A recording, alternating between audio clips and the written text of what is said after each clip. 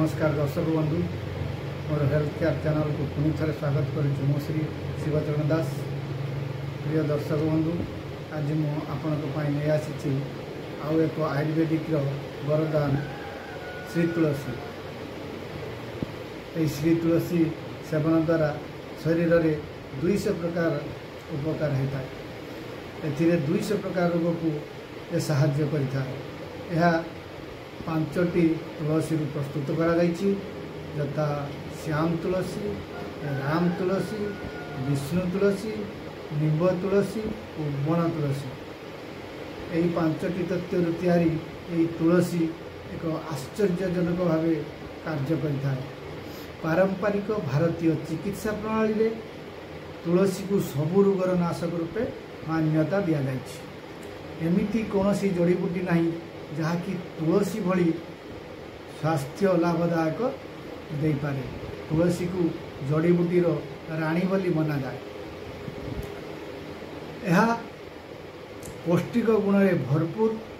तुलसी vitamin एवं खनिज द्रव्य मिश्रण अटे जेमिति vitamin A, beta carotene, potassium, iron, copper, manganese, magnesium.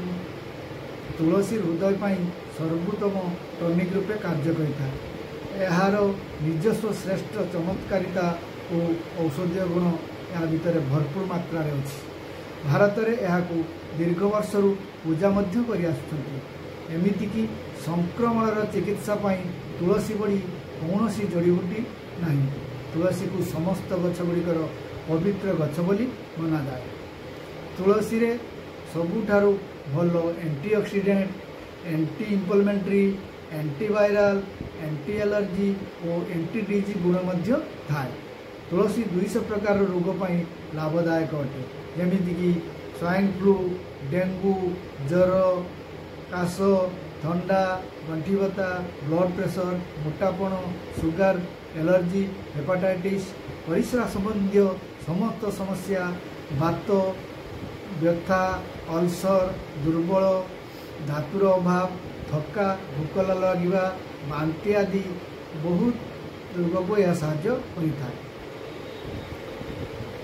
मुंड व्यथा, बाल उपुड़ा, बाल पाचिबा ए सबु क्षेत्र में श्री तुलसीर 8-10 बुंदा नहीं एलोजेल रे मिसाई जदि आपण बाल रे मालिश करती बा कानपाटी रे मालिश करती ताहले एथुर निश्चित उपशम मिल। कान व्यथा एवं कान पाचिबा, कान पाचिले तुलसी को सामान्य उषुम करी आपण कान रे 2 बुंदा लेखाएं पकातु। देखिए निश्चित रूपे आपण 100% निश्चित भल उपकार पाइपर। गाल व्यथा कि गाल मुहरे घा, व्रण व्रण बा गला सुखी जा ए क्षेत्र में 8-10 बुंदा तुलसी गरम पानी रे मिसाई कुड़ी कले उपशम मिलता है। एवं 8-10 बुंदा तुलसी को एलोजेल रे किंबा लेंबू पानी रे मिसाई, लेंबू रस रे मिसाई मालिश कले व्रण मध्य सफा हो जाता है, संपूर्ण भाव भल हो जाता है। पोलर पानी रे 8-10 बुंदा तुलसी पकाइले तार जो बास्ना घर सारा खेली जाता है, जहाँ फल मशा, विभिन्न प्रकार पोक एवं घर को निश्चित गोटे सुगंधित परिवेश से तैयारी करता है। श्री तुलसी लेंबू रस सहित समान मात्रा रे मिसाई जदि मुंडरे आपण माने मालिश करुचंती ताहले आपण को मुंडरे थिबा रूपी, उकुणी, निख आदि निश्चित भल हो जाए। उकुणी माने मरी जाती, निख सब मरी जाती, मुंडर रूपी सफा हो जाए। यहीपरि आहरी अनेक अनेक तुलसीर गुण रही। तुलसी होची थंडा, काश, मुंड व्यथा, दमा इत्यादि रे 2 बुंदा तुलसी रस मिसाई उषुम पानी रे पीले आपणकर काश, थंडा, दमा निश्चित भल हो। आपणकर जो कुंडिया, एक्जिमा, जादू, काचु, कुंडिया होची तुलसी लगाइले निश्चित उपकार पाई परिबे।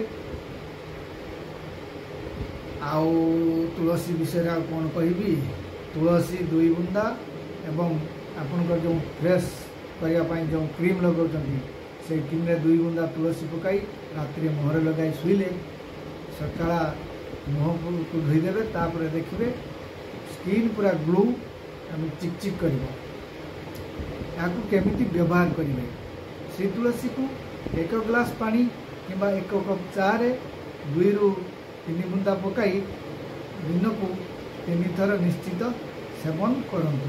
गोटे व्यक्ति पाई दिन को 7 ରୁ 8 बुंदा तुलसी निश्चितता देह पाई आवश्यक। तुलसी जो मैंने सुगार पेसेंट को मोर एति कहबार अच्छी से दिन को 4 थर तुलसी 1 बुंदा करी 1 कप पानी रे पीले सुगर कंट्रोल को आसी था।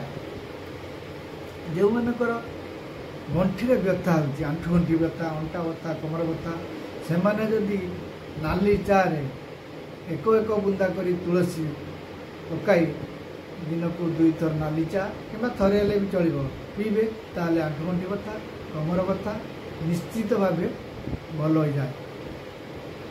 आज ये पुणी आगामी अध्याय देखावा से मो चैनल को अधिक अपडेट जानापी सब्सक्राइब करूँ।